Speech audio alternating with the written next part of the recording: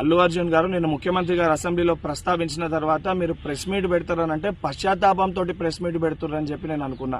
ఎందుకంటే సంధ్యా థియేటర్ సంఘటన జరిగిన తర్వాత ఆ సంఘటన మీ దృష్టికి వచ్చిన తర్వాత కూడా మీరు ఈ రకంగా మూవీ ఎప్పటి వరకు చూసిర్రు, ఎప్పటి వరకే క్లాప్స్ కొట్టిర్రు, వెళ్లేటప్పుడు మీరు అభివాదం తెలుపుకుంటూ వెళ్ళినరా లేదా మీరు ర్యాలీగా వెళ్ళినరా, చాలా క్లియర్ గా ఫుటేజెస్ కనబడుతున్నాయి. మీరు అవన్నిటినీ పక్కన పెట్టి ఏదో లేను జరగలేదు నా దృష్టికి రాలేదని చెప్పి మీరు మాట్లాడుతున్నారు. సరే మరుసటి రోజు మీ ఇంటి దగ్గర కూడా మీరు ఇన్సిడెంట్ జరిగిన తర్వాత కూడా పటాకీలు కాల్చుకున్నారు.